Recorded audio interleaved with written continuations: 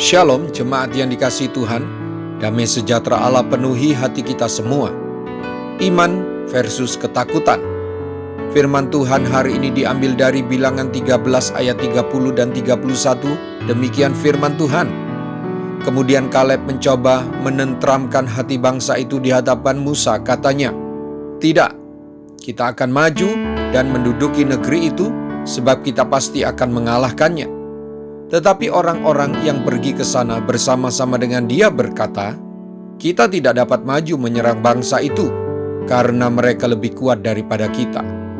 Bangsa Israel yang sudah diambang tanah perjanjian, tiba-tiba diperhadapkan pada suatu problema besar.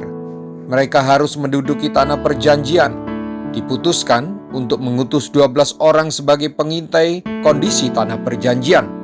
Hasilnya adalah ke-12 orang pengintai melihat pemandangan yang sama, anggur yang sama, orang yang sama, tanah yang sama, dan kota yang sama.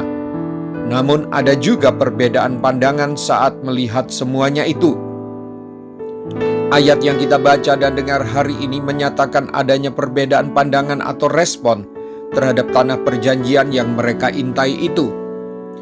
Kaleb melihat tugas itu dari sudut pandang Allah yang berkuasa, tetapi 10 pengintai yang lain melihat berdasarkan kemampuan manusia, sehingga mereka seolah-olah mengatakan bahwa raksasa-raksasa yang tinggal di tanah itu lebih besar daripada Allah mereka sendiri. Bagi 10 pengintai, bangsa yang mendiami Kanaan terlalu kuat untuk dikalahkan. Ibaratnya Israel bagai belalang di hadapan raksasa. Tidaklah mudah menaklukkan penduduk Kanaan yang terdiri dari orang yang kuat dan didukung oleh kubu pertahanan yang tangguh. Akhirnya disimpulkan bahwa Kanaan hanyalah mimpi. Kaleb tidak setuju dengan kesimpulan yang terlalu menekankan kekuatan orang Kanaan. Ia yakin akan janji Allah kepada leluhur mereka bahwa tanah itu akan diberikan kepada umatnya. Itu sebabnya Kaleb mencoba menenteramkan hati bangsa itu di hadapan Musa. Ia mendorong bangsanya untuk tetap maju dan menduduki tanah perjanjian itu.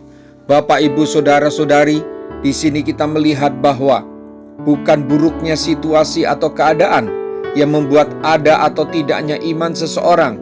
Yang benar adalah ada atau tidaknya iman itu yang membuat orang bisa melihat situasi, meski buruk sekalipun, dengan penilaian yang benar.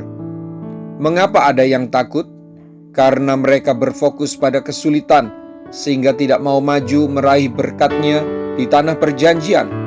Bila kita memandang kesulitan jauh lebih besar dari pengharapan akan masa depan yang cerah, maka tak setitik kecerahan masa depan menjadi bagian dalam hidup kita. Segala sesuatu dapat terjadi dalam hidup ini. Kesulitan dan pergumulan tak pernah jauh dari kehidupan kita. Tetapi fokuskan iman pada apa yang ada di depan, yang disediakan Allah, dan terus melangkah bersamanya.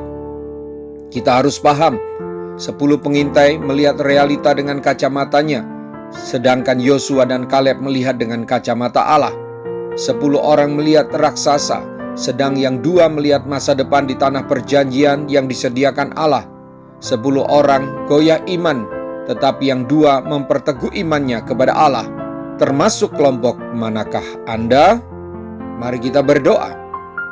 Tuhan Yesus, saya menyadari saya masih sering melihat masalah, kesulitan sebagai tantangan hidup yang akan mencelakakan saya. Saya masih lemah beriman teguh kepada janji-Mu, kepada firman-Mu.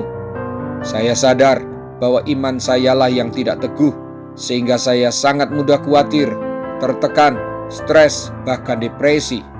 Roh Kudus, bantulah saya agar semakin hari iman saya semakin teguh. Saya mengakar pada firman-Mu. Saya butuh Engkau, Tuhan. Saya mau belajar selalu melihat setiap persoalan dengan sudut pandang-Mu, dengan sesuai firman dan janji-Mu. Terima kasih buat firman-Mu hari ini. Dalam nama Tuhan Yesus, haleluya, amin. Sampai jumpa besok dengan suara gembala, firman Allah yang hidup. Tuhan Yesus memberkati.